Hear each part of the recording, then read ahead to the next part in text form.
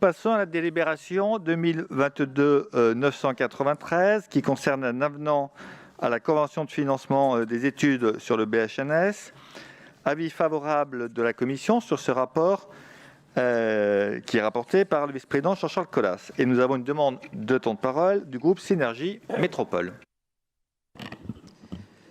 Monsieur le Président, chers collègues, cette délibération nous donne l'opportunité de réaffirmer le ferme soutien de notre groupe au projet de bus à haut niveau de service reliant Trévoux à Lyon via Sathonay-Camp et desservant plusieurs communes du Val-de-Saône.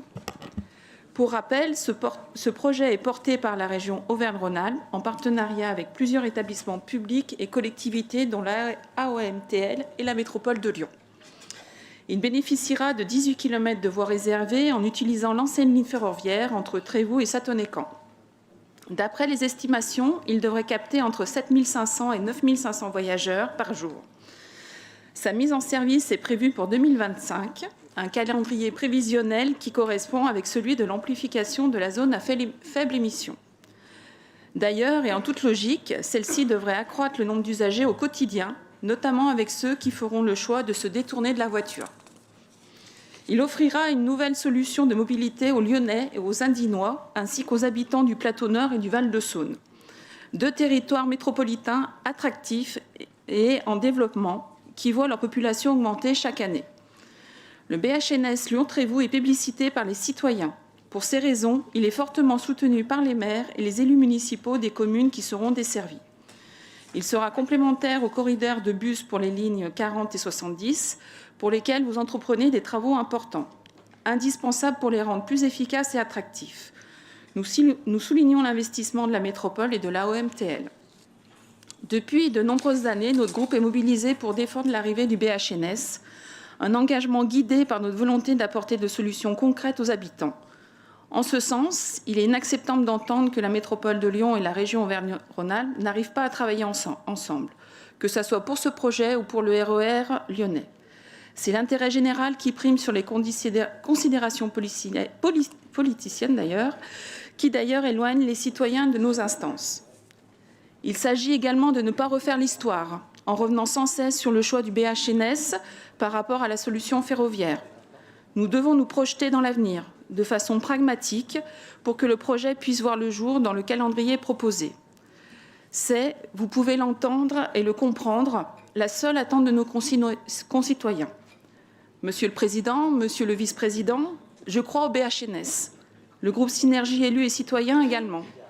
Les habitants attendent ce projet depuis bientôt 50 ans. Nombre d'élus sont prêts à travailler sur ce projet parce qu'ils croient en sa pertinence. Et vous, y croyez-vous vraiment? Êtes-vous en mesure de vous engager fermement pour faciliter la concrétisation de ce projet? Je vous remercie. Merci. La parole est au vice-président Jean-Charles Colas. Oui, j'ai plusieurs petits doutes sur le contenu de votre intervention. D'abord sur 50 ans, parce que je n'étais pas encore suffisamment âgé et pour être élu et suivre ce dossier. Moi, je le suis depuis 25 ans. Et d'ailleurs, l'Assemblée générale de l'association CTVS a lieu samedi prochain. Et je crois qu'ils ont invité le vice-président de la région et votre serviteur. Et je ne sais pas si Frédéric Aguilera y sera, mais moi, j'y serai.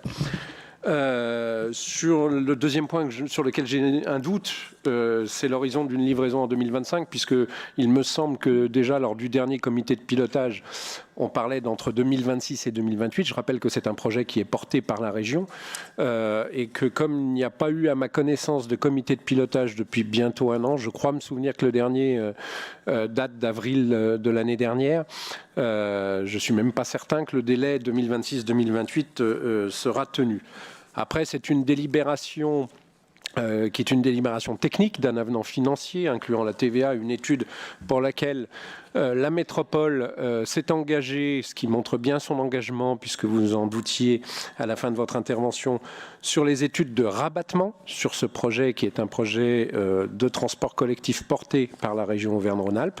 Donc, comme la plupart des haltes sont sur le territoire de la métropole. Nous avons proposé de faire l'étude de rabattement non seulement sur les haltes de la métropole, mais sur les haltes qui sont à l'extérieur de la métropole, en amont. Ce qui n'empêche pas d'avoir de sérieux doutes sur la viabilité du projet et son efficacité. Vous dites qu'il est plébiscité par les citoyens. Je crains malheureusement qu'avec les temps de parcours qui sont aujourd'hui prévus par ce projet, selon les études qui sont DGIS, je crois, il soit un peu déçu du résultat.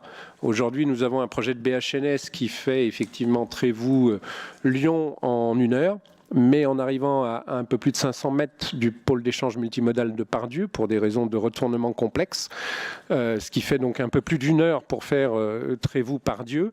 Vous l'avez dit, nous avons travaillé avec le Citral et la métropole sur la mise en place de corridors bus sur les lignes 40 et 70. Ce qui devrait, alors les lignes 40 et 70 ne montent pas jusqu'à Trévoux, puisque Trévoux n'est pas dans le périmètre de la OMTL Citral, mais à partir de Neuville, nous avons des temps de parcours qui seront donc nettement inférieurs à ce BHNS, pour un coût d'investissement qui est de 2 millions d'euros. Les corridors bus, c'est la priorité au feu, plus des couloirs d'approche. Donc un temps de parcours nettement meilleur que celui du BHNS, puisqu'en plus les lignes 40 et 70 sont plus d'arrêts, donc sont plus proches pour les citoyens pour aller les prendre. Et puis il y a pour un certain nombre d'habitants du Val-de-Saône quand même la solution évidente du rabattement sur les lignes ferroviaires TER opérées par la région sur la rive droite de la Saône.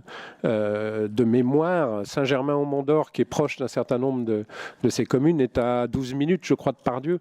Bon, à quelques minutes près à vérifier, mais bon, un temps de parcours très, très compétitif. Donc je crains que les objectifs de ce BHNS aient du mal à être remplis, mais pour l'instant, la métropole et le Citral attendent qu'un nouveau comité de pilotage ait lieu pour faire le point sur ce dossier, bien évidemment, et participent et mènent les études de rabattement comme prévu dans la convention initiale. Merci, Monsieur le Vice-président, d'avoir rappelé ce que nous faisons sur le secteur en termes de déplacement. Et Madame Coin voulait encore dire un mot, je crois. Allez-y. Non, oui.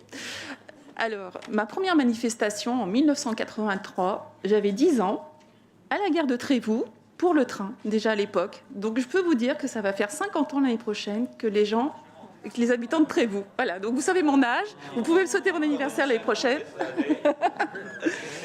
Voilà. Pour le train à l'époque, oui.